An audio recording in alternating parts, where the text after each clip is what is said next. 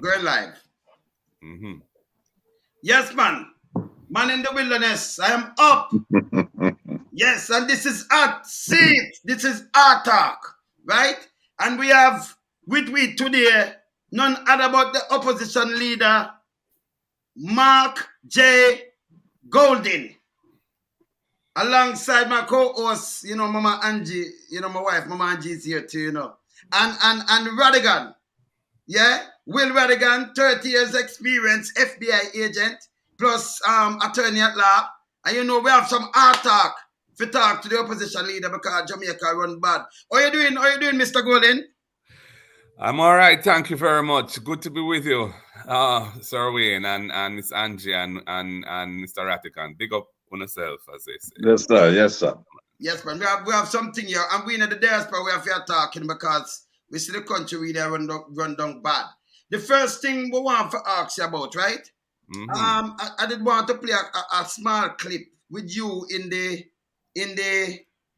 house, a parliament. Oh. Okay. Yeah, with the seatbelt thing. So I want to ask some questions, but we could just play this first, right? Hold on. Use its majority to prevent me getting leave to have this bill introduced. The minister responsible for transport indicated that they will be bringing regulations, an amendment to the existing regulations to put in place a system of no restraint requirements effectively for children in public passenger vehicles, and optional restraint requirements depending on the age of the child. But that will not address the question of the tickets already issued to taxi operators and the fines and demerit points which they are facing from the enforcement of this particular law since February 1. So that remains an issue which is unresolved. I'm very disappointed that the government chose to use its majority in this way because the bill was intended to solve that particular problem, and also I think would have been a signal to the taxi operators who are restive and are in fact withdrawing service in various parts of the country that Parliament is doing something about it. The announcement of an amendment to come may or may not provide them with the same level of comfort as actual legislation brought to the House, which is what I did. Okay, so on that basis now, right? First thing now, we see the government turn down your proposal, yeah, because the government don't want the opposition look good. If you form the next government, what are you going to do about this? Because this was a blunder, Yes. Well, it is a blunder because the public education around the new rules was very inadequate.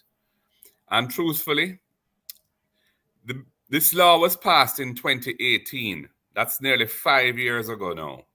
All right? It passed with very little fanfare, meaning that the public wasn't really paying much attention. Some taxi operators had things to say, but it never really reached the focus of the public. Now that they're implementing it, and the police have been going hard in implementing it, the reactions are there because people are feeling the pressure of it.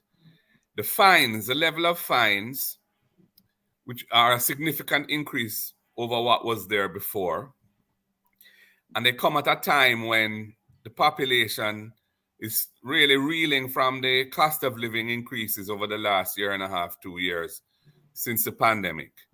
We've seen inflation, a worldwide phenomenon, and it's hit Jamaica. Food prices gone up, electricity prices gone up, gas prices gone up for motorists. So, and incomes haven't really gone up. So people are poorer, in effect. So when you overlay on that now, the draconian enforcement of a new law, no proper public education effort to explain to people what the new rules are and why the rules exist, and higher fines, the much higher fines, that I think is what has caused people to react the way they have. Now on the child seat thing, I think that will be solved. I don't know whether they'll, Minister Shaw indicated they were bringing regulations this week. We haven't seen them yet. I asked Michael, my colleague, transport spokesperson just a while ago. He said he had checked up and he hadn't yet seen anything. But you know, they will come with that sooner or later. The issue to do with the fines, they haven't given any specific commitment to review. They have said that over the next 3 months, they're going through a process of listening to what the complaints are and considering them, and you know, maybe that will result in some further changes. You know, I think that the key to these things is really to maintain open communication, authentic communication with the groups that are most affected, hear what they have to say, and where their positions are reasonable, respond to them by putting forward solutions that are going to meet their concerns. If you don't meet them fully, you must at least meet them partway. You know, and the transport operators are a very important industry because Jamaica doesn't really have a bus system outside of the corporate area.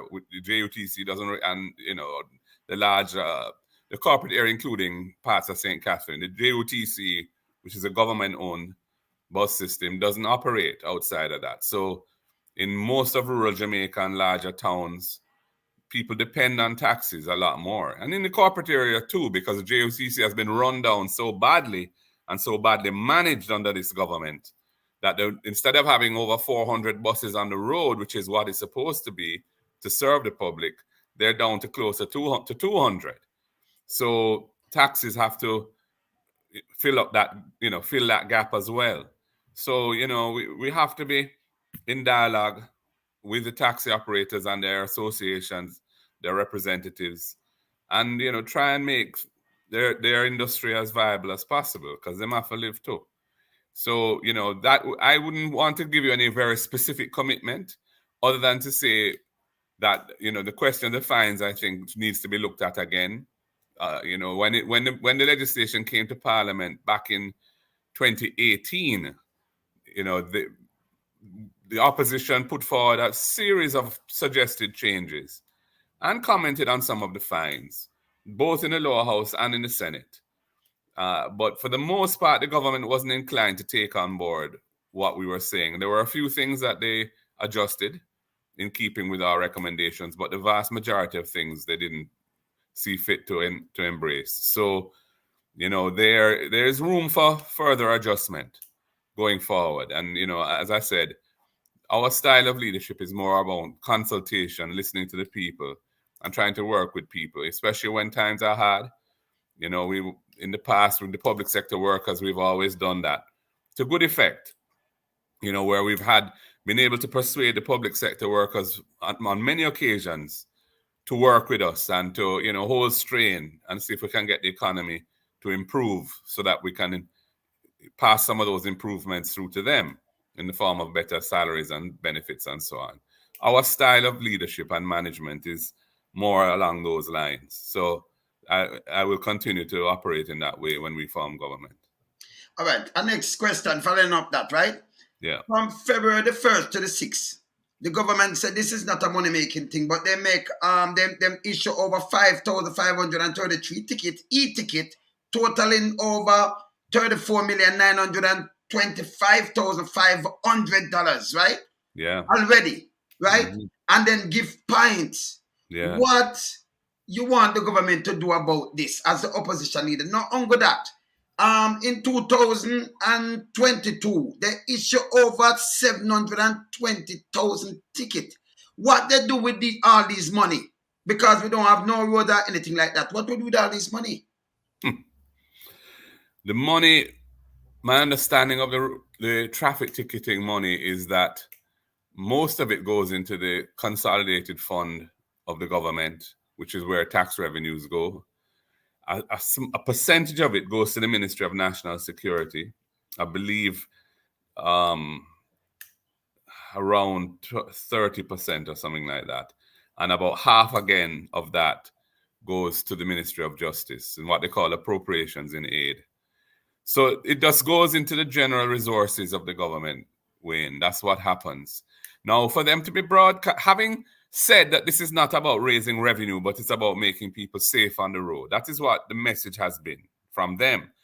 But then why are you broadcasting the dollar value of tickets issued in 6 days, which is over $30 million?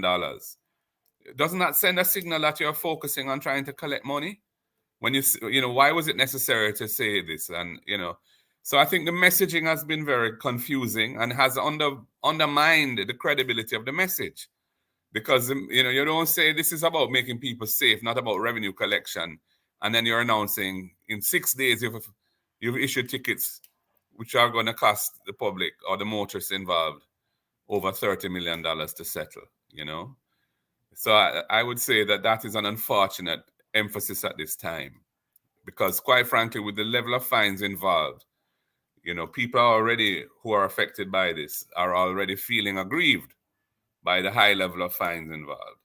And so for the government to now be promoting how much they're collecting from it is, to me, as I've said, an inappropriate element of the messaging at this time. They should be focusing instead on explaining what the new rules are and what is the justification for some of these rules and so on.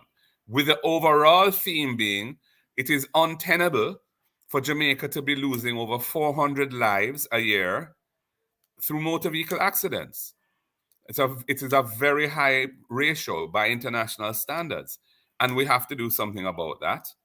And the whole thrust of developing a new Road Traffic Act over the last 20 years, because it has been a long time coming, is about trying to encourage good behavior and discourage bad behavior. But the devil is always in the details in these things. And people are impacted by the specific rules and the specific amounts of money that are included. And, oftentimes, people, how it looks on paper, Wayne, and how it looks in reality, and it's not always the same. And sometimes you have to adjust quickly when you see that something has been implemented which is having an adverse effect or which the public feel is unfair. You have to be responsive to that, which is why I was able to develop that piece of legislation in less than a week. When the child seat thing came out and children were being left on the roadside and couldn't go to school because taximan said, I'm not taking a $5,000 fine and 4 demerit points because I don't have a car seat. So many of them, and they were all, it went viral over social media and so on. I announced that I was going to bring legislation to fix it as quickly as I could. And, I drafted the bill myself, and I got it reviewed by persons who are experts in this area.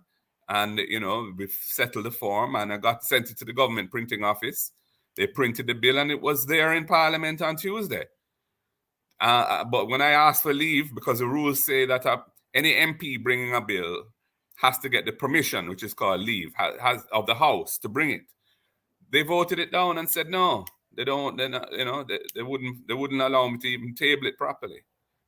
I think that was just because they didn't want the opposition to be seen to be responding in an effective way to the cause of the people and the cries of the people.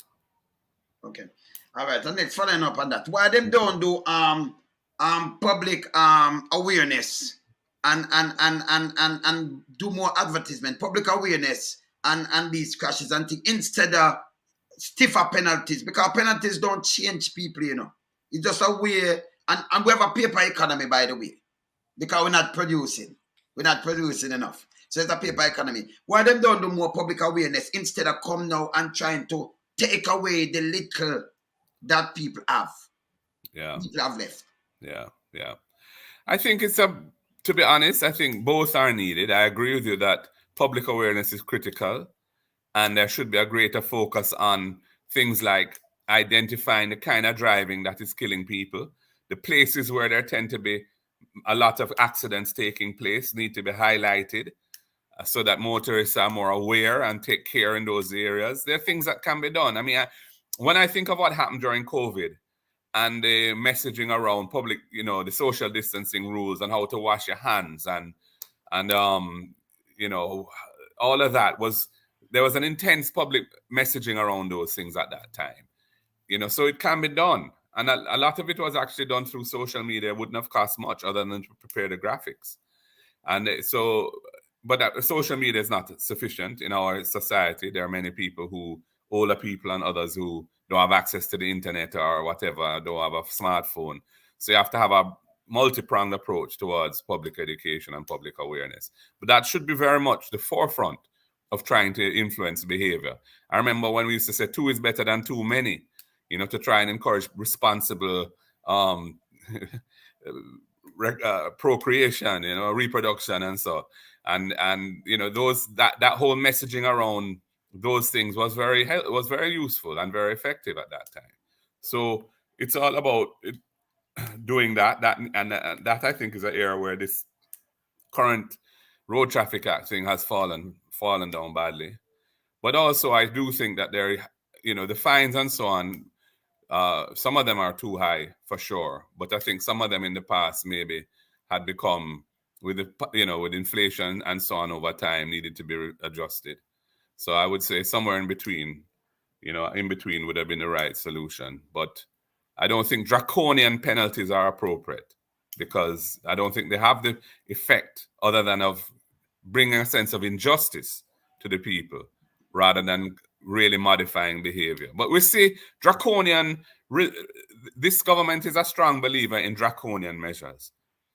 So for example, they have announced, again, it's another announcement, I don't know when it will come, they have announced that the penalty for murder, for example, is going to be, the minimum sentence is going to be 45 years, in prison. And in the case of firearm offenses, they have implemented minimum penalties of 15 years, Now, I don't think anybody can argue that murder is not the most heinous thing and must have a severe penalty. In Jamaica, it used to be mandatory death. It used to be mandatory death sentence if you're convicted of murder in Jamaica. So that's where we're coming from. But you have to look at the broader policy implications of these things, because, when you have long prison sentences being imposed, you're going to have pressures on the system. The prison system is already overwhelmed, and the population in our maximum security prisons, in particular, Spanish Town and Tower Street, GP as it used to be called, is way higher than the facilities are supposed to have. And so you're going to have more people coming into the system and less people coming out. So it's going to mean that you're going to have more pressures on the prison system and in the court system as well. Because where you have mandatory minimum sentences, nobody has an incentive to plead guilty and get a reduced sentence, which is the rule I had implemented when I was Minister of Justice. I had changed the law, to have a system of encouraging persons to plead guilty by giving a discount on sentence. The earlier in the life of the case they pleaded guilty. So if they pleaded guilty on their first official court date, they were entitled to a discount of up to 50%. The judge had discretion. He could give it less than 50%. He could give no discount at all if the case was a very bad case. But for the most part, it encouraged guilty pleas, and that reduced the backlog in the court significantly, because many cases got disposed of without having to go to trial, and all the costs of trial and the time taken in trials. And so now with this new fixation on mandatory minimum sentences that this government has, you're going to have more and more people saying, well, I'm going to take my chances at trial. So the backlog is going to get worse. The efficiency of the court system is going to be negatively impacted by this. So I pointed out these things in Parliament when this legislation for the Firearms Act, the new Firearms Act came. I pointed it out, but they didn't choose to take that into account. All right, so I'm going to ask the next question, and then I make Rattigan ask some question. All right, so when you form the next government, when you form the next government, you're going to put things into place that we all government official and politician and account. Yes. One law right across the board, plus impeachment for those politicians who mix up with gunmen, who tell lies, who flirt the system, rob the system, and all these things. What is your commitment to us in the diaspora and the world? Certainly, integrity in public life is vital. And in Jamaica in particular, where people are growing increasingly cynical and distrustful of those who are put themselves forward to serve in public life. So we need to have an effective system of accountability to make sure that people who transgress, who go wrong, who break the rules, who rip off the public, are dealt with in a fair but firm way, and that the public can see that the system is working. I introduced an impeachment bill 2 years ago to Parliament to amend the Constitution to implement a regime of impeachment where any parliamentarian who brings the Parliament into disrepute by virtue of their conduct which is unbefitting of an elected representative or a senator, can go through a process of having that matter reviewed and then referred to an impeachment tribunal, and if they are found to have transgressed, they can be removed. The government has not permitted that to go any further. I asked them to let it go to a joint select committee, because I'm not saying that the model I put forward is perfect, but it's a good start.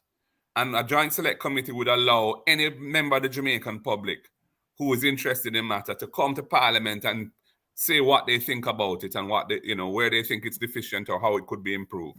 They have just completely ignored that, and it's gone nowhere.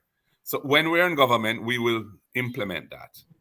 Secondly, the Integrity Commission, MOCA, the DPP, the FID, which is the Financial Investigations Division, RPD, the Revenue Protection Division, these entities need to work synergistically.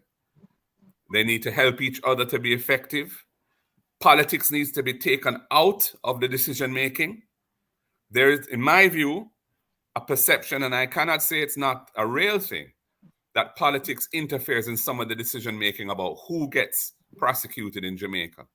Because we see certain politicians who have transgressed, who have committed wrongs, their cases are not brought forward, and others are. We need to change that. I am committed to trying to ensure the next PNP administration has a clean image and maintains high levels of ethics in what we do. And as a leader, I would have to have a zero tolerance approach towards anybody who doesn't play along the straight and narrow path. So that is my commitment to Jamaica. Good. I'm going to turn over Rattigan right now, right? So even in your party, anyone with sticky fingers or who flirt with the law to move, get prosecuted and move away. And the next thing again, when you become a prime minister, your party form the next government. You're going to separate the police from politicians, from the government, that the police can do them work? Yes, that has been our approach. We amended the Constabulary Force Act, was amended to say that police commissioner has operational decision-making autonomy. A politician can't tell the police to go lock up so-and-so or go curfew that area or anything of that nature. The Minister of National Security's role is supposed to be purely policy. That means, he can influence what levels of expenditure go in what broad areas, and, also maybe as to whether we're moving more towards community policing or whatever it may be. But the Commissioner of Police has the say in how the police force is run. And the last time we were in government, there were no complaints that I'm aware of political interference in the police. And the murder rate came down.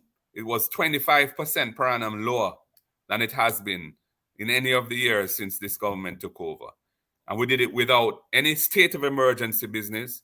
We did it without the use of curfews, very few curfews. And we did it while at the same time reducing police fatal shootings by half. Extrajudicial killings by the police were cut in half. Even while the murder rate came down, it was due to proper management. And we didn't interfere. We supported the police, but we didn't interfere in a decision-making, on operational decision-making. So that is the way the law requires it, But, what actually happens may not always be the same thing. behind closed doors in particular. Okay, Rattigan. Yes, Mr. Opposition Leader, Mama Angie, Man in the Wilderness, and all of the viewing and listening audience members. Good afternoon. It's a pleasure to be here, and I look forward to this discussion. Now, Mr. Opposition Leader, you mentioned that your form of government is more consultative, where you talk to the people, and you went on to talk about public awareness, that people are aware of what's going on, because they should be part of the process. And after all, you're where you are because they elected you to represent them. Correct. Now, we saw last week, or maybe it was this week, the days just seem to flow together now.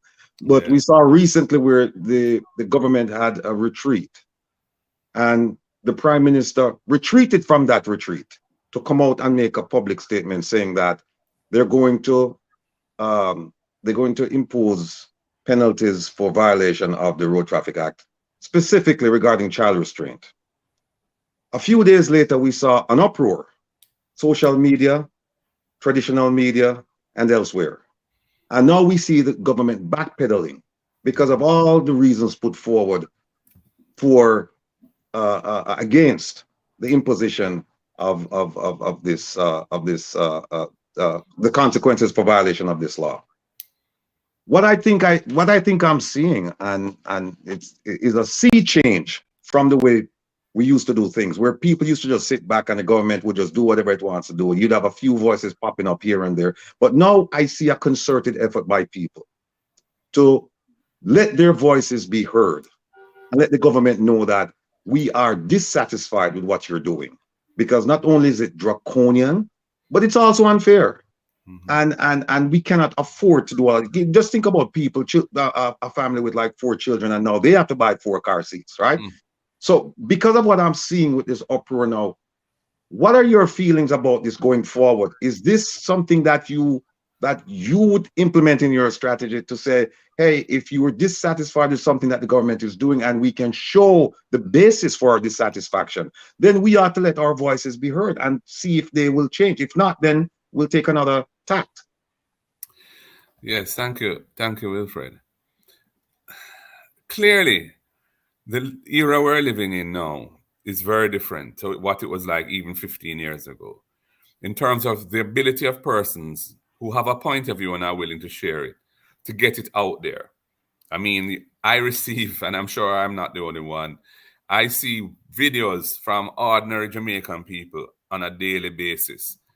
You know, some of them using all kind of bad words and things, but the message is strong and they're saying what they feel about issues which are, you know, of concern to them, especially around issues of injustice or unfairness or other forms of wickedness or corruption. I think it's a good thing that people are able to express themselves freely. I was very concerned during COVID when persons who said things that, you know, they didn't agree with some of the social distancing rules, for example, and the curfew and the locking of shops in the community at certain hours and all of that. In communities where there was no real evidence of the pandemic having any impact, because one day that has to be considered to, you know, how it is that I don't want to get diverted. So those people, next thing they know, police arrive at their door. They're apprehended and taken into the station. And then they're made to issue a video apologizing to the Prime Minister for what they said. That was what the police were forcing them to do. In fact, the first one was a youth from my constituency, from Pensa Street. And when they did the video with that youth there, he was in handcuffs while he was making this apology to the Prime Minister.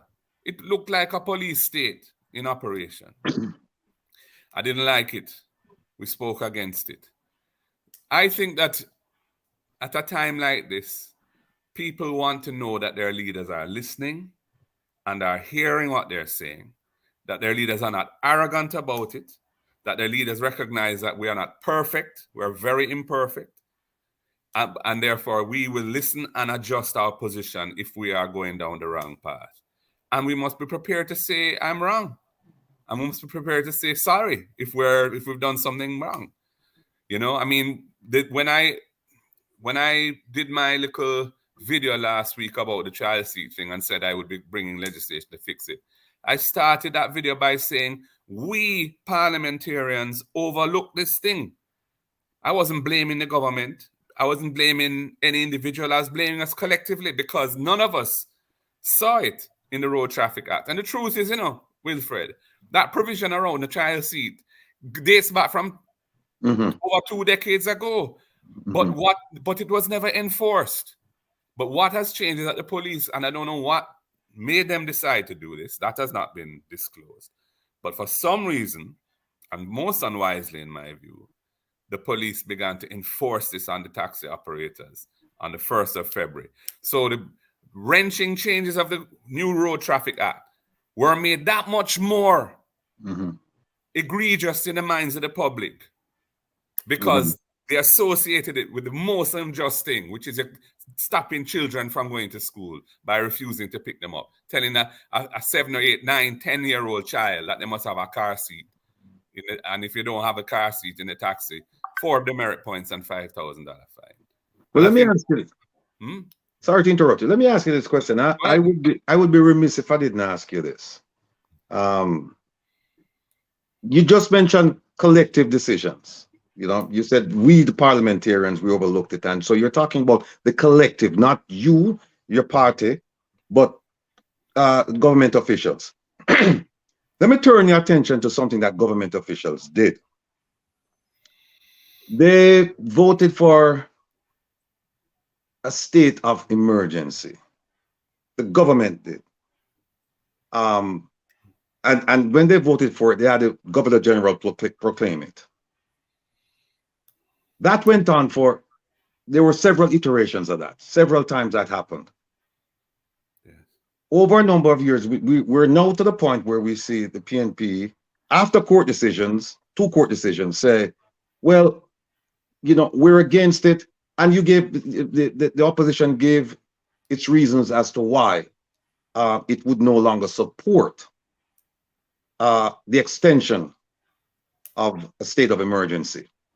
But between the opposition to it and the imposition of it, the opposition party supported it, I think, to the best of my recollection, about somewhere between 4 and 6 times. Now, when the government and the governor general issue proclaim or combine together, they issue a state of emergency. That's good for up to 14 days. They can do it for 2 days, 3 days, 4 days, up to 14 days. But when the opposition assists in granting the extension, it's good for up to 90 days. So whatever egregious activities would take place within 40 days, it's magnified by now an additional, 76 days? Well, no, it's 90 plus the 14, Okay. An additional 90. Right. So, right. So that makes it even worse. So my question now is this. When did the opposition get that epiphany that states of emergency don't work? Because you supported it. When I say you, I mean the opposition supported it. I think it was about 6 times you supported it. So people are asking, well, when did they get this epiphany? When did they find the constitutional argument? When did they find God, so to speak, on this issue? Because they supported it all along. So now they don't support it, but they pretend as if they didn't support it from the beginning. What's your take on that? Yeah. All right. So since I became leader of the party and leader of the opposition, we have never supported it. So there are 2 occasions on which it has come to Parliament for an extension, and we did not vote in favor of it, and it was not extended. I became leader of the opposition in November 2020. And on the 2 occasions that it's come since then, it has ended. And in fact, the government went and had states of emergency, Parliament having ended it in November last year. The government went ahead and declared it a week later, got the GG to do that. The 14 days expired. And then the following week, they got him to do it again. They didn't even bring it to Parliament for extension. They just simply got him to do it again for another 14 days. I then said, I'm taking this matter to court. Now, I realize that in some people's minds in Jamaica, they associate state of emergency with police and soldier being in the community, keeping the place safe.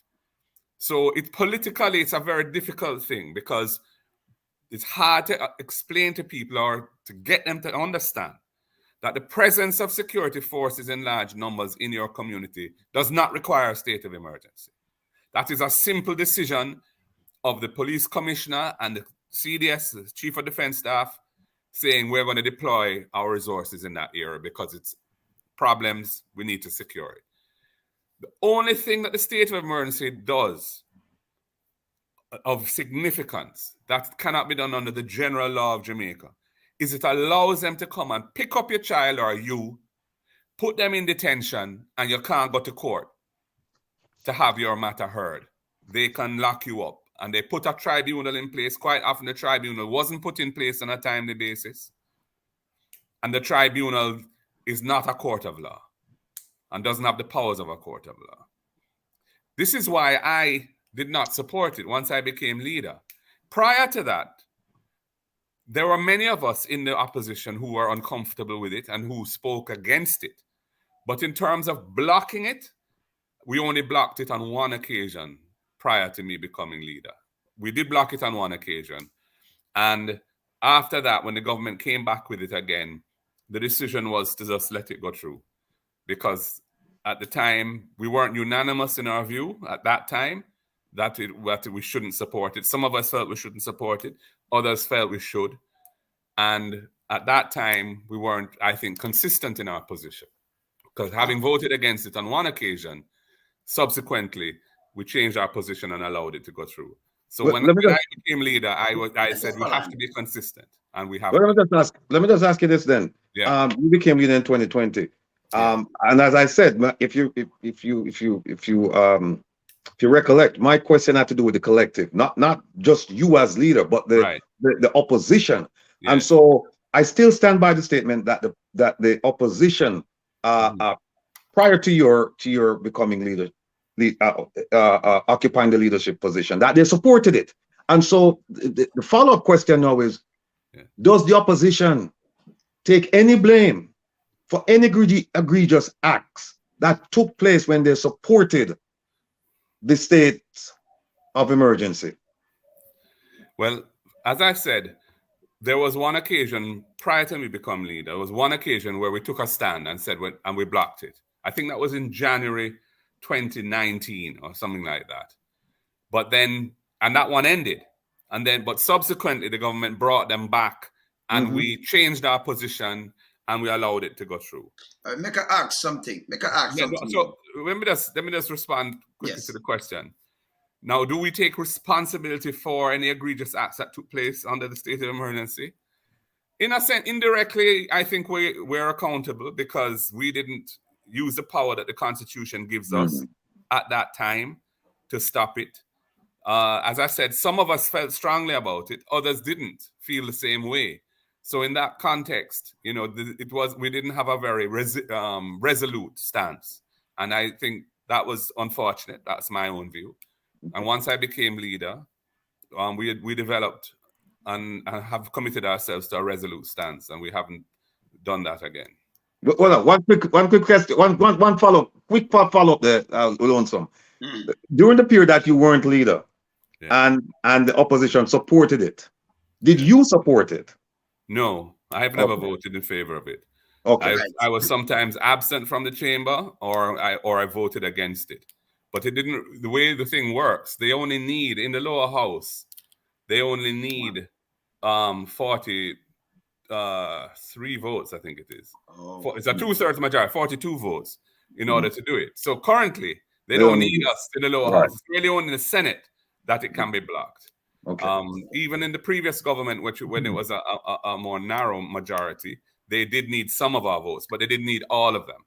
And they were able to get it's sufficient on our side to come along with them for it to carry in the lower house. All right. I never personally supported it, no. Make a continue that, right? Yeah. I saw back in 2017, 2018, when Peter Phillips was the opposition leader. Him complain, him don't want to go with it, but him still them still come and vote for it.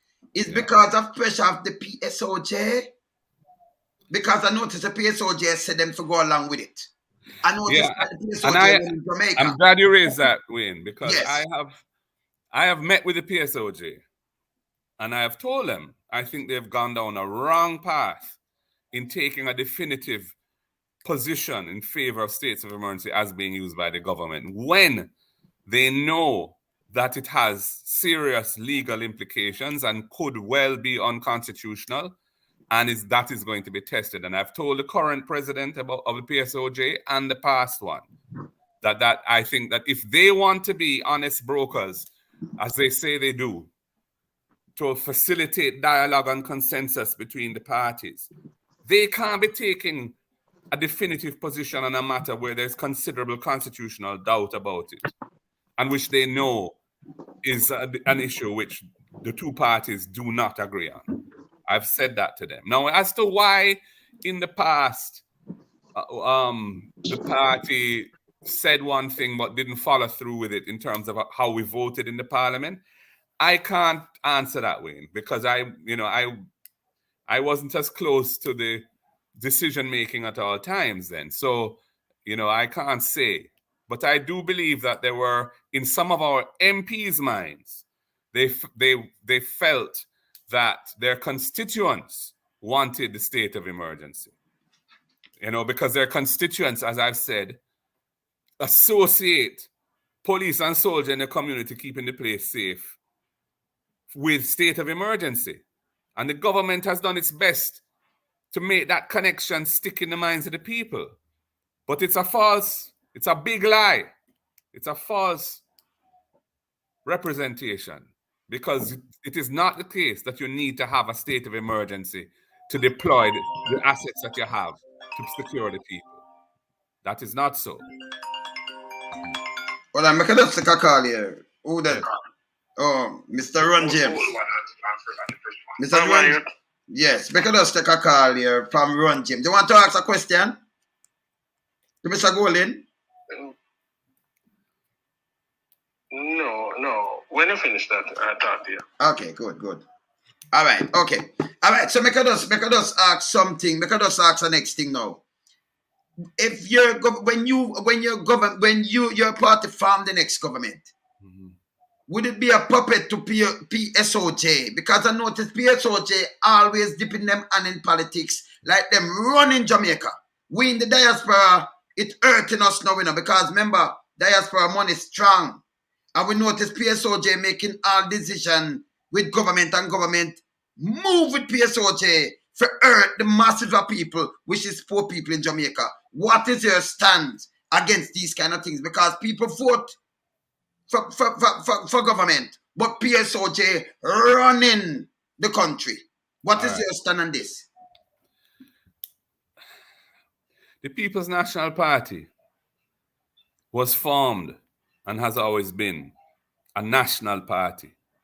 All well-thinking Jamaicans we accept and welcome in our party, whether they come from country, town, uptown, downtown, whatever the color them skin or the religion that them follow, Rasta, true to Catholic, whatever.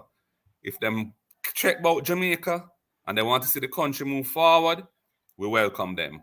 But although we are a national party, our priority is the upliftment and empowerment of the historically disadvantaged masses of the people.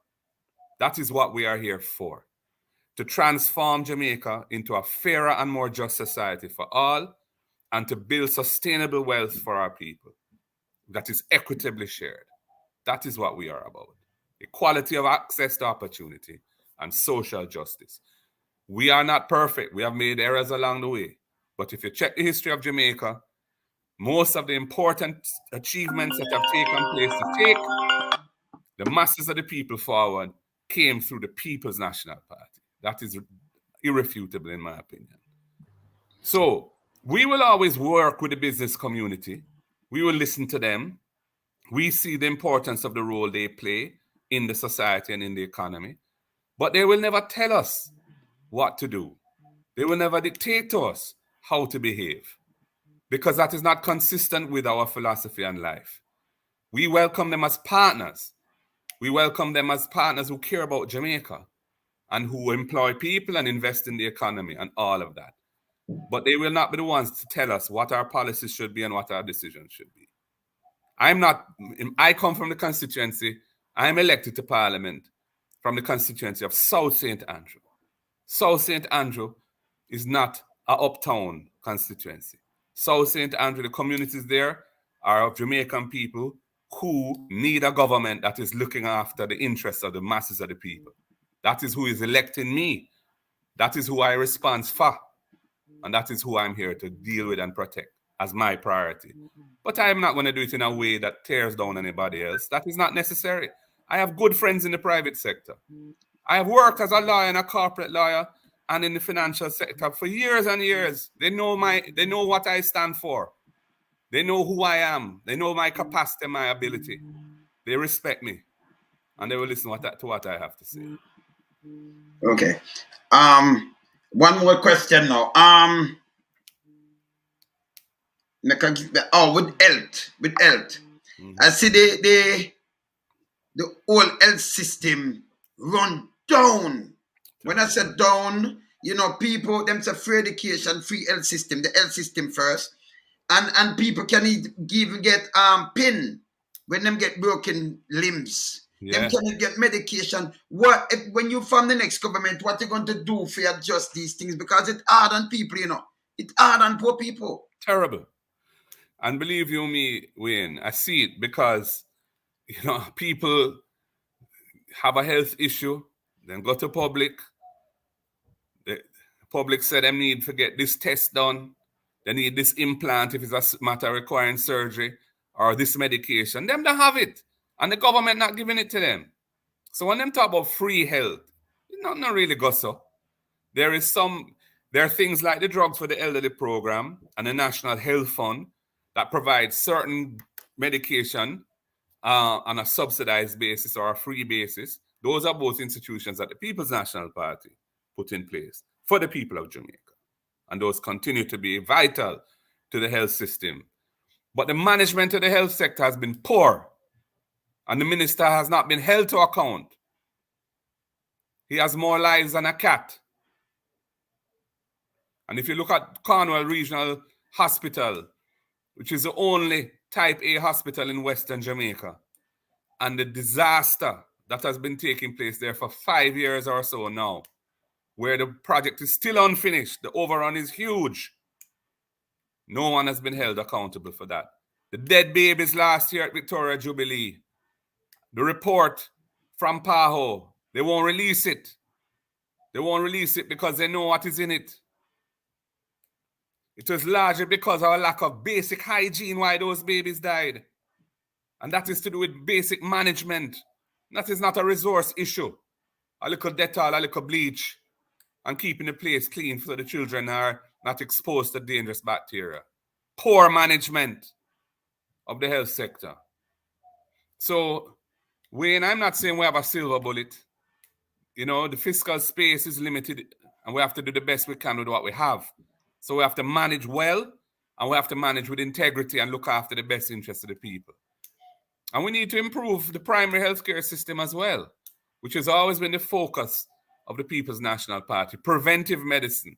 So your people are not getting ill and needing expensive treatment and procedures because they are being well looked after in the clinics, and the community health aides, etc., go out into the communities, test people's pressure, test for diabetes, diagnose it early, explain to people how to manage their condition well so that they don't end up having an amputation, as happens far too often in Jamaica, and renal failure, which is a critical problem in the country now, where so many Jamaicans need dialysis to survive, and it's so expensive, and there's not sufficient dialysis machines in the public sector so that people die because they can't get the dialysis. We have to deal with that. It's too expensive to try and fix renal failure when it gets to that stage on a national level. You have to prevent people getting to that. And most of it is preventable by making the right lifestyle choices if you have the information. But where is the information? Where is the messaging? This is what, in my commandly time, the right messaging was pushed out around health care issues and all sorts of issues. We need to ensure that people understand how they must live to keep themselves healthy. That is part of what the health system has to do, and I don't think they're doing a very good job of it at the moment. But the phone going off the hook. But could I ask you? Wait, 1 minute. Somebody is on this. I want to ask Mr. Golding a question.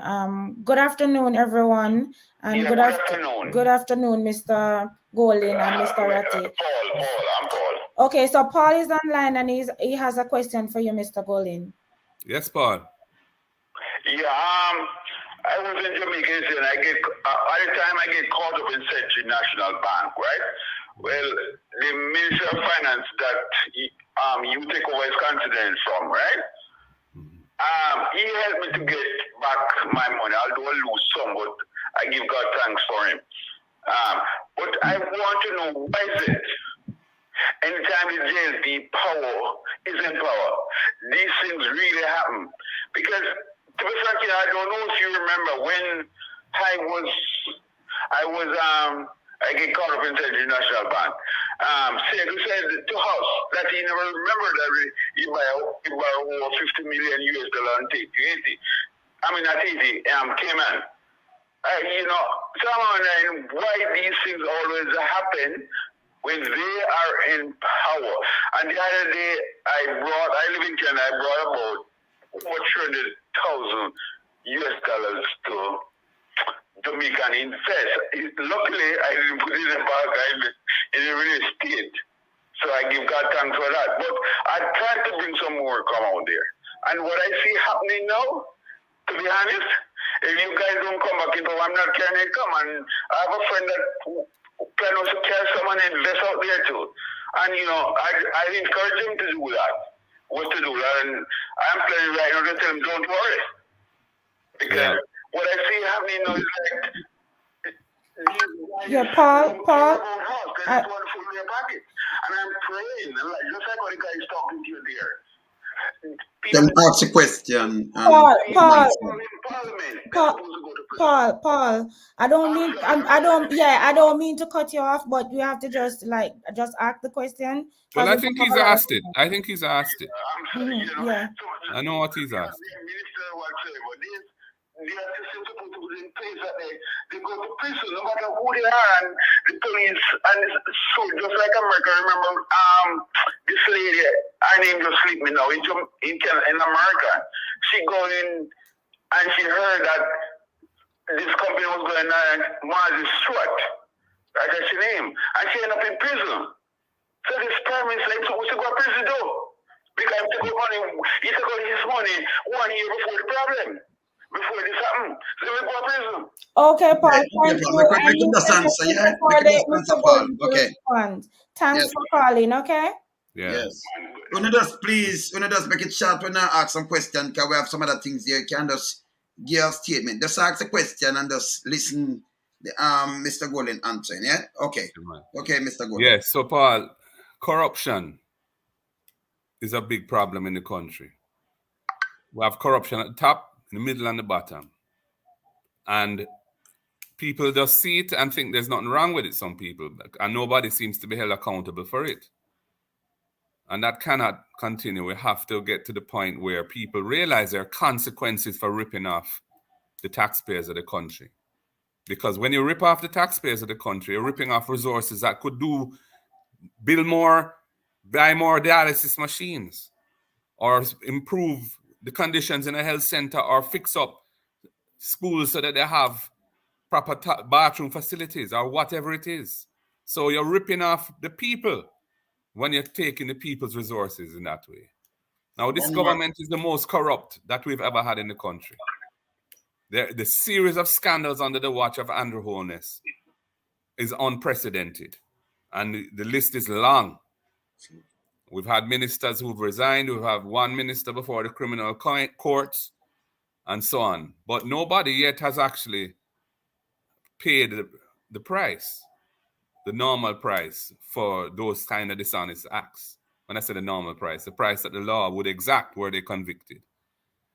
and this is, I think, one of the problems we're having. The Integrity Commission, which was established to have prosecutorial powers and a focus on anti-corruption, they have taken a little while to get going properly. You know, I look forward to seeing them being more assertive on matters of substance in particular. You know, they prosecute somebody for being late with their integrity filing or not providing the information that they should have or whatever, which is fine. We understand that. But the corruption we want to see being prosecuted. We need MOCA to work closely with them and all the other agencies to collaborate together to bring effective cases forward so that the people who have been put in there to steal the people's money are held accountable. Good. One more question now. Make a next phone call. Go ahead, Fred. Yeah, greetings to all the guys on the panel here, Mark, Mr. Rattigan, and Queen Angie. Mark, what is it there you would do different with the security forces there that they have now? What is there you can do to change all of that is happening now? Yeah. 1. 2, the health. What is there you can do to make healthcare any better for a person like me who have heart disease to come to Jamaica to invest and feel comfortable to know that the hospital, UC or KPH can accommodate me for all of this? And Mr. Rattigan, what is there that you can inject into the country if Mark Golding should get the position of Prime Minister, that you can help to control the type of crimes that we have in Jamaica? Though we know that it's a lot of corruptions with all those guns on the road and how they'll go in and then come back out. You know, we need somebody with a firm foot. And last of all, what is it you can do to create more jobs for Jamaicans, not Chinaman, Jamaicans in the country, that we need it from our, what do you call it now, low income of, what, 50 US, 40 US a week? Yes, 50 US a week, minimum wage. Yeah. That terrible. And investors like me now, I have a farm down here that I want to run. But the crime is so high, I cannot go there. I will not invest there no more. And I was creating jobs. But anyway, I'm going to leave you guys, and you can, I don't want to hold up the program like that, but, you know, I leave you guys and you can answer. All right? Okay, cool. Well, the strategy of the government around national security over the last 6 years has been essentially to spend the available capital resources more on the JDF rather than the police. The police were allowed to basically whittle away in terms of the force strength, the numbers of policemen that are in the force, and the resources that should have been spent on strengthening the police force, quite frankly, which is the body that is there to fight crime and prevent crime. They were not adequately resourced for that. So one important thing is to grow the number of police officers to the level that is required. And right now, I think there are around 12,000, something like that. And, you know, we need to get them up to close to 15,000 because each police division it struggles to find the manpower to adequately police the division. And then, of course, the basics of motor vehicles and so on, all the systems of support that the police need to do their work. The laws need to be updated regularly and effectively. And where new criminal techniques emerge, like scamming, we need to respond quickly to ensure that the laws cover that adequately. We must work with our international partners. They need to have faith in us and our credibility. I think that is a problem now, because I don't think that our international partners have full faith in this government, given all the corruption of which they are aware and the very slow pace at which critical things are addressed by the government. I don't think our government has the full confidence of the international development partners. And then the diaspora, the resources, the intellectual resources, the experiential resources of the people in the diaspora who want to see Jamaica flourish and become great for all our people and are willing to serve their country, having had the benefit of migrating and the opportunities that allows, but want to give something back to their homeland. We must find ways of enabling that. And so their expertise can assist us to be effective. And I've made that commitment to the diaspora that we will find ways of doing that. And in fact, our party is opening up membership to persons who are not resident in Jamaica. And I've said we were going to try and get, but this will require the support of the two sides to expand the Senate. So we have diaspora representation in the Senate of the country. And generally speaking, making it easy for the diaspora to do good works, because the bureaucracy that attends efforts to send back medicine and other healthcare support to Jamaica is very frustrating for people who want to do good deeds to help the communities from which they come or Jamaica generally. There should be a empowered unit within the Ministry of Health that is actively engaged with the diaspora and can fix any issues on the ground that frustrate that process. But that has been, that requires proper management. So these are some of the things that we would commit to.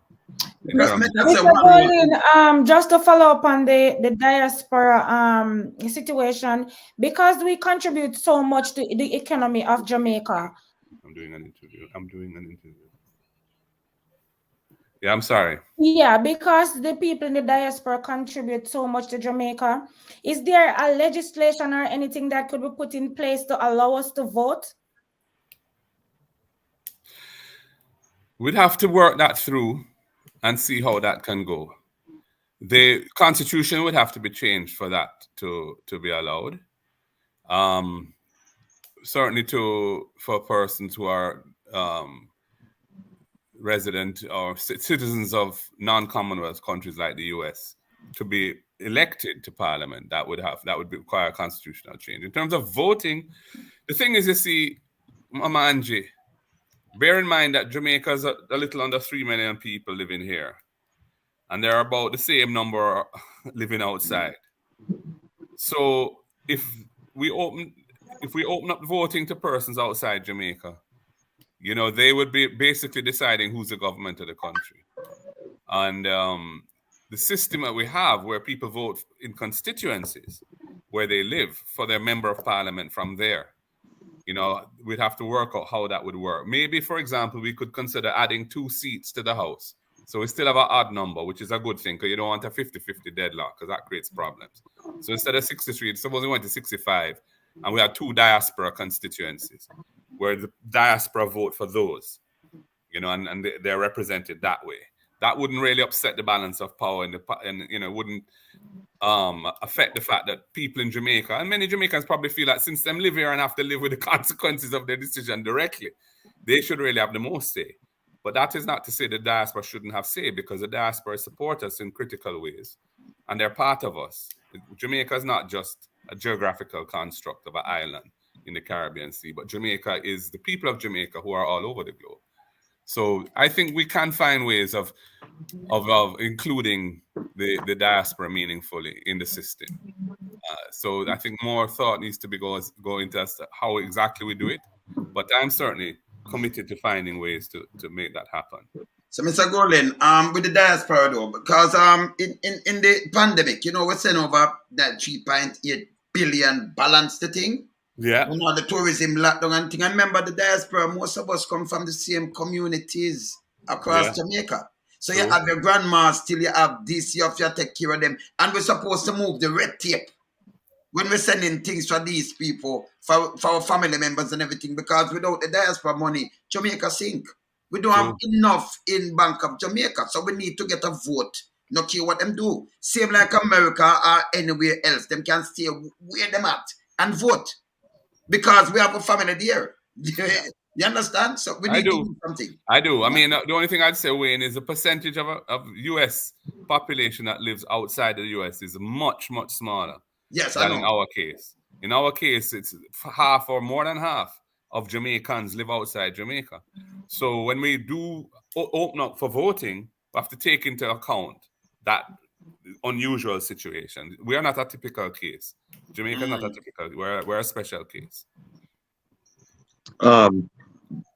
Yes, Rattigan. Yeah, I don't know where to start because I have so many questions here.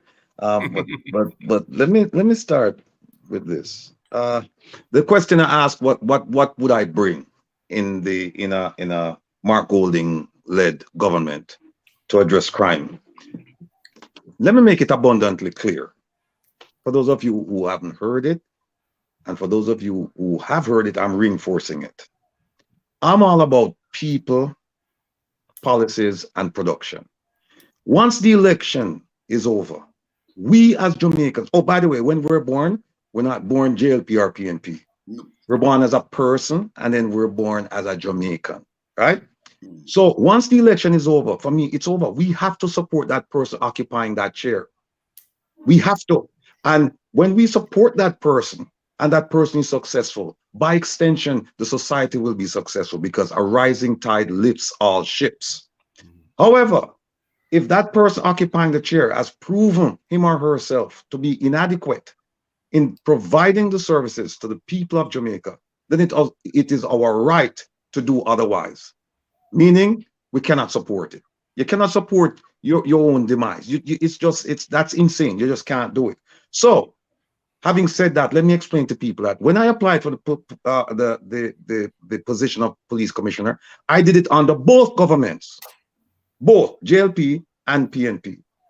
So I am willing to help, assist, serve whoever sits in that chair. So if the opposition leader, if he's successful in the next election, I offer myself and I offer my service as much as I'm offering it now. The present government, they've decided to reject and rebuke me, and that's fine. That's okay, right? But what I'm trying to say to them is that I have so much up here,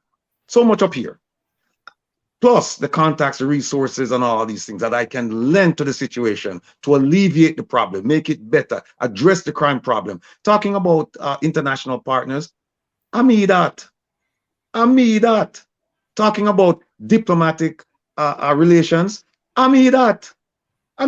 I've seen them make so many silly mistakes that if they just pick up the phone and say, Rattigan, we're going to meet with the Americans. We're going to meet with this person. And here are the issues. How would you suggest that we broach the issues? I've sat on the other side of the table. I've done it for years. So I know all the other side. I know how they think. I know what they're going to say before they even say it. And they know too.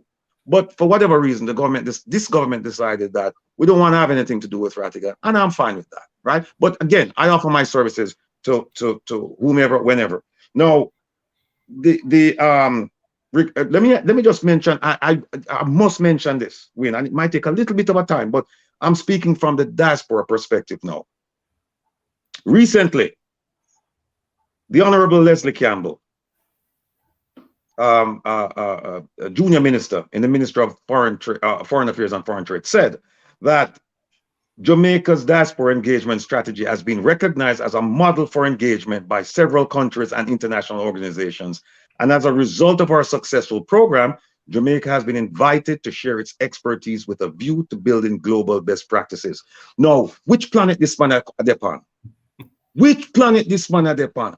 Yeah, I mean, when you hear this nonsense, you have to call it out, because this is the same man who supported Chang, you know, when sorry, let me give him his title, the Minister of National Security, Dr. Horace Chang. This is the same man who supported him when he came with his nonsense at the town hall meeting, the virtual town hall meeting held by Ambassador Audrey Marks, he said that we don't need the diaspora to come and help us deal with the crime issues because we have qualified people down here. If you guys want to come and give a speech, we'll endorse it. But as far as coming and working alongside us, we don't need you.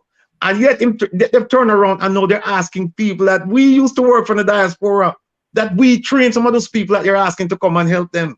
So I don't. So they said that. Now, my question for the opposition leader is this: before 2010, the idea of diaspora members being in the parliament, it surfaced, it was discussed, and in 2010 they had a bipartisan committee that said yes, the diaspora should be represented in the Senate. That's 2010.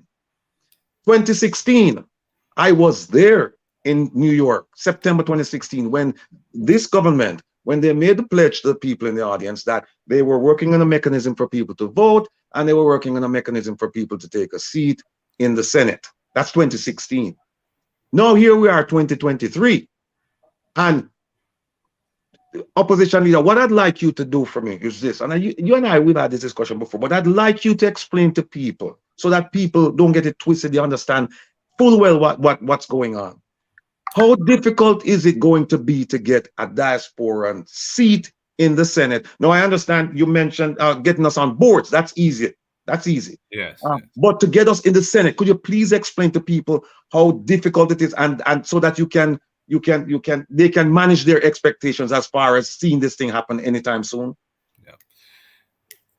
My understanding of it, when I last looked at it, is that the provision that deals with eligibility to sit in the Senate in the Constitution, and also to sit in the House of Representatives, those provisions are what we call deeply entrenched provisions in the Constitution, meaning that in order to change them, this is also true, by the way, of the Queen, as the head, well, the King, as we know, is of the head of as head of state, deeply entrenched.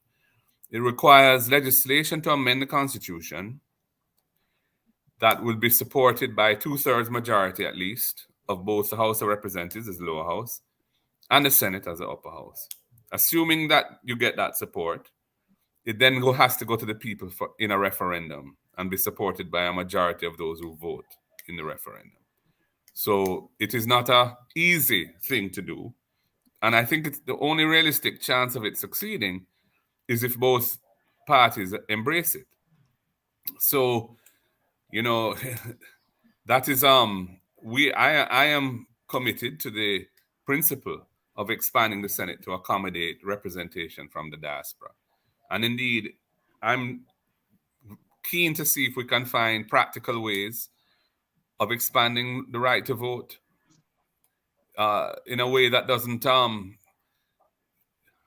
disenfranchise, in a sense, the voting power of people who actually live here, but that recognizes that the people who live abroad, who are Jamaicans, are so critical to our survival and our future, that they deserve to be represented as well.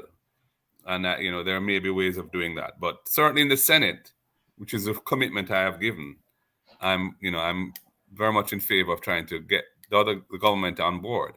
Based on what you just reminded us, Wilfred, they are already on board, or were back in 2010.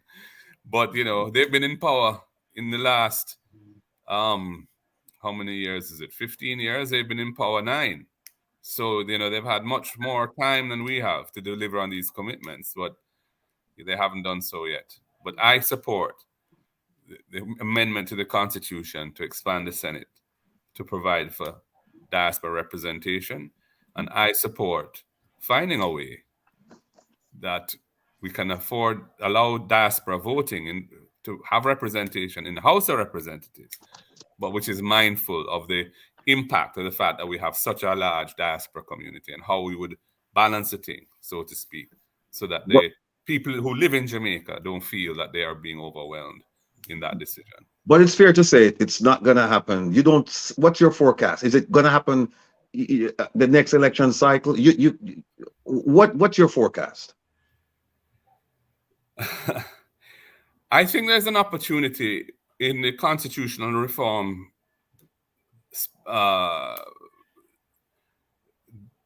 debate that is about to take place, that it could be put on the agenda there, and hopefully we could arrive at a consensus in that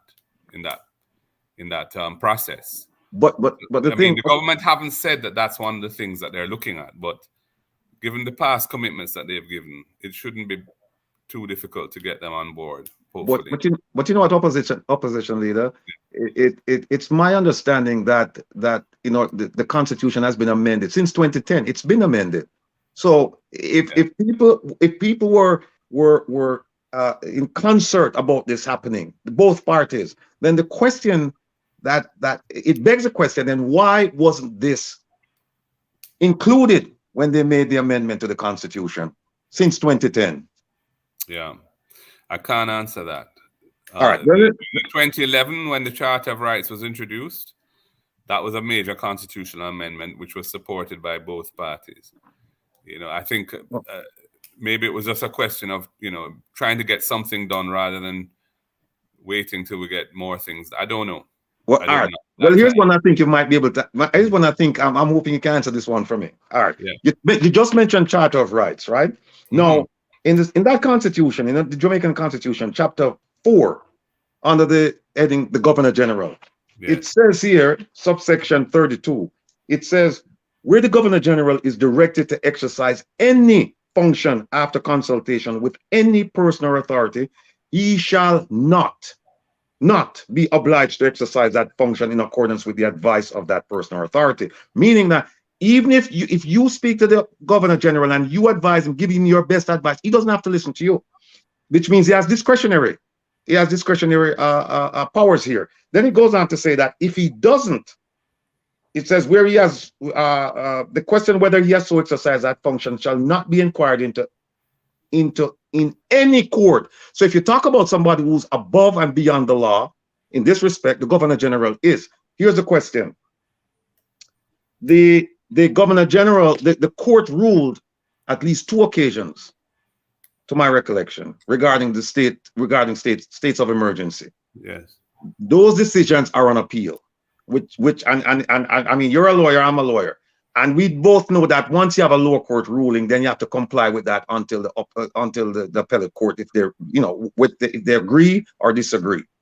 What we are seeing is that the government continues, since the appeal, the government issued through the Governor General proclamations for states of emergency. Now, given this discretionary power, and given the fact that we know that the states of emergency, they don't work, and given the fact that we have two court decisions, right? Does the opposition have the stomach, the gall, the wherewithal, the strength to write to the Governor General's boss, King Charles, to explain to him that your representative here in Jamaica has violated good governance? Your representative here in Jamaica has violated the rule of law.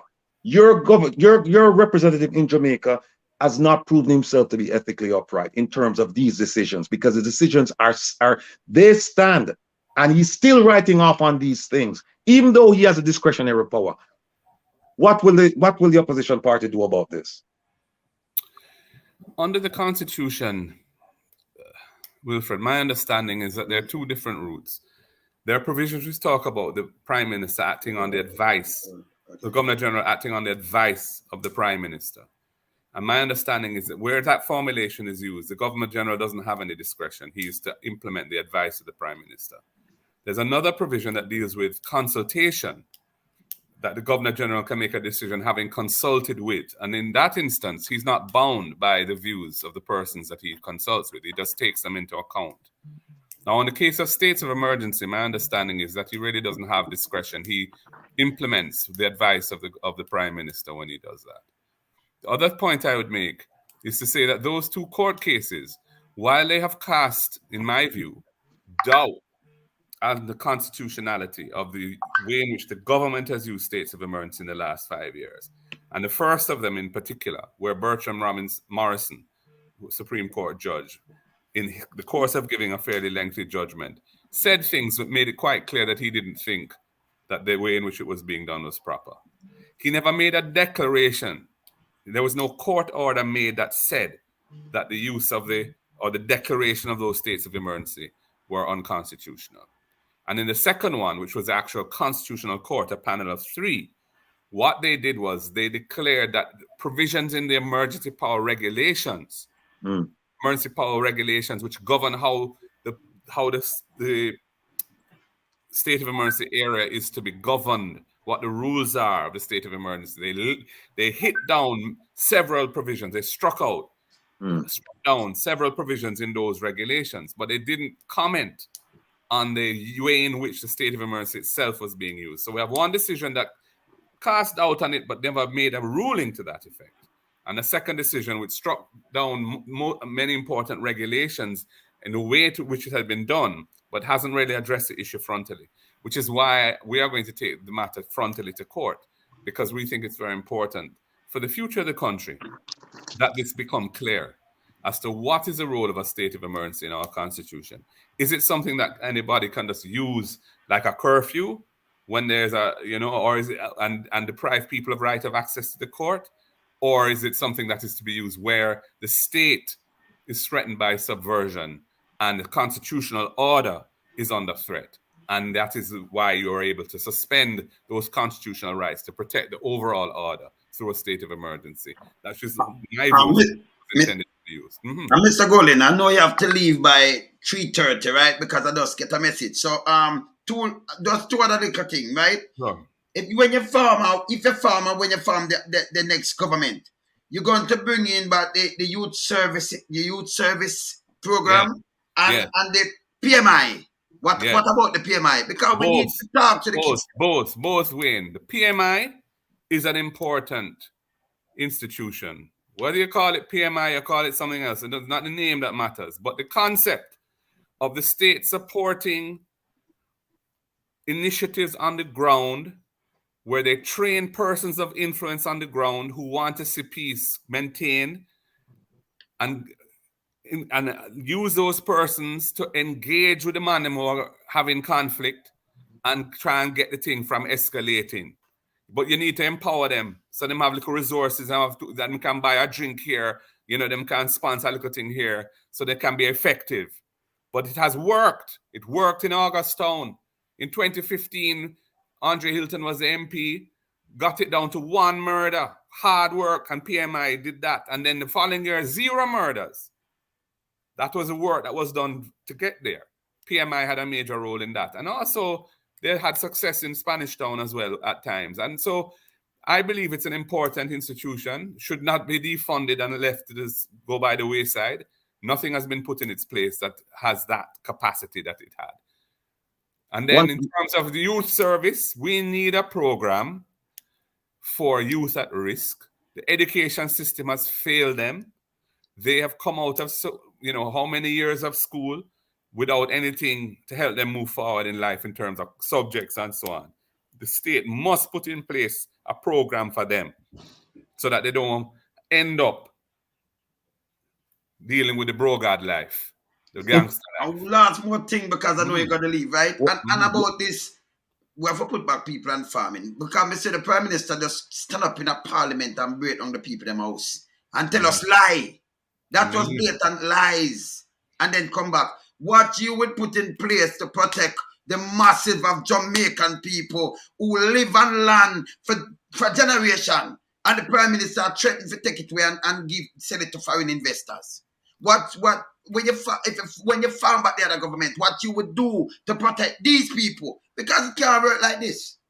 We believe that every Jamaican should have a place called home that they have ownership rights over and where they can't be pushed off.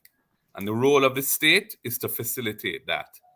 Now, we have had good programs in the past. Some of them have had their problems and have got bad name, but the concept was sound.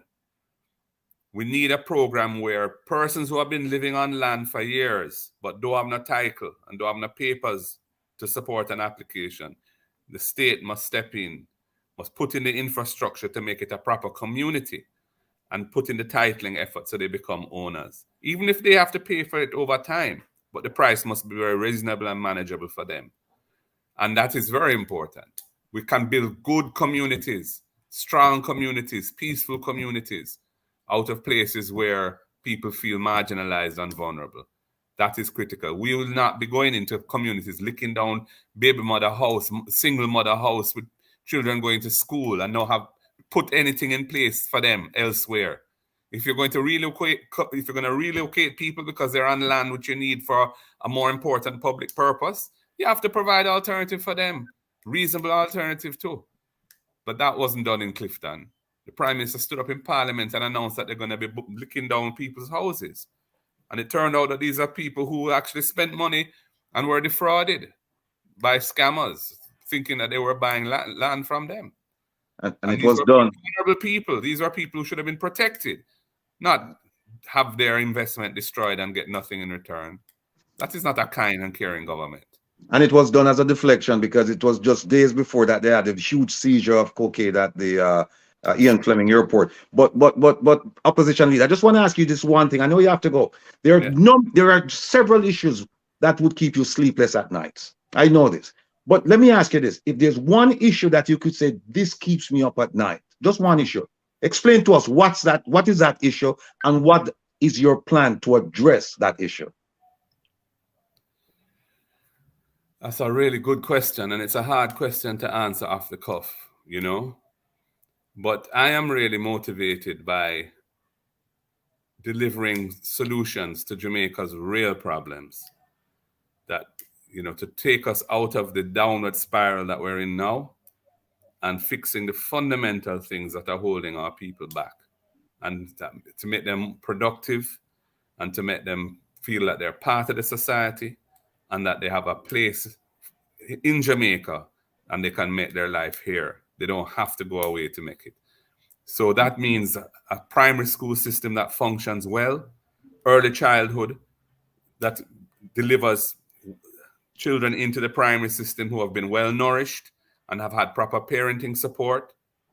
It means a youth at risk program that helps to mentor the youth them and give them skills that they don't have, remedial education if they need it, and train them to deal with life as productive citizens and ready them for the workforce in areas where jobs are being created, and deal with the rural economy to give small farmers a better deal, storage facilities, farm roads, irrigation, marketing support, linkages with big processors and exporters, and a fair deal as well.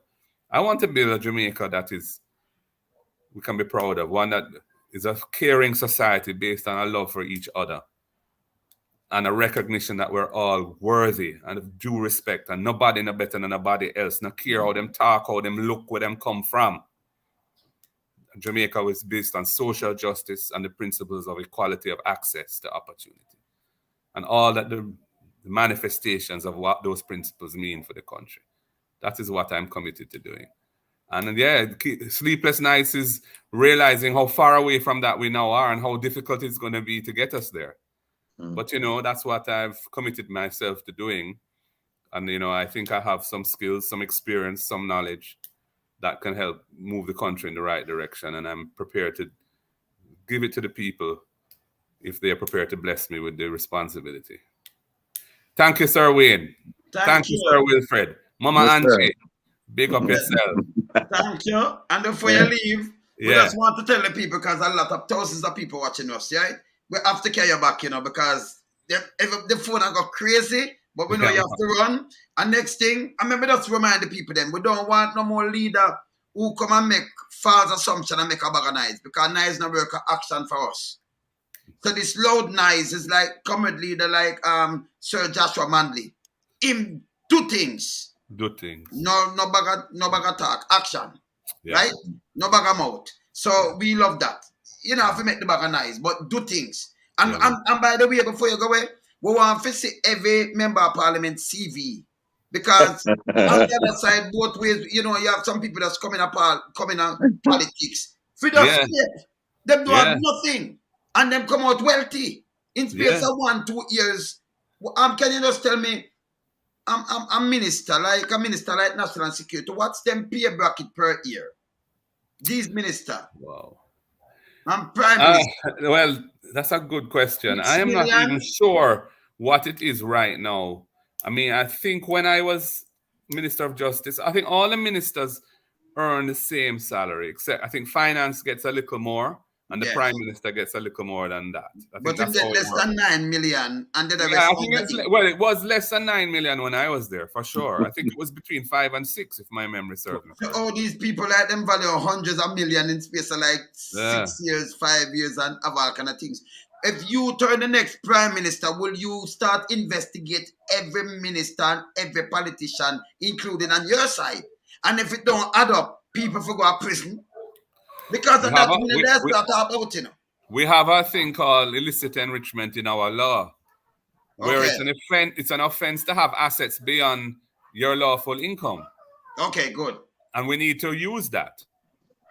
So if you form the next government, you're going to use that. Gents, I have to run. All right. I'm having a little issue here with that I have to attend to. So bless you. All right, take care. Yeah, man. Take care. One love. All right, see you again. Yeah, all right.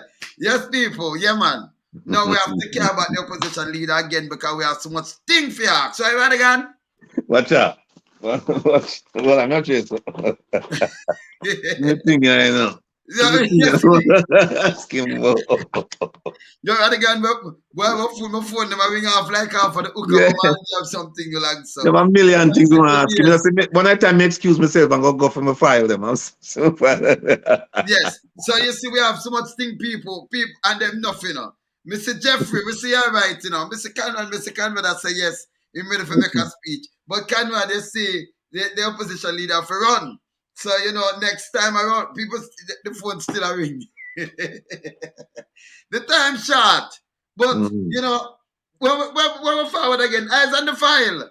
What me see a ring, but by, oh gosh, say, eyes on the file, now watch your face. The time is short. I just hour and a half, yeah?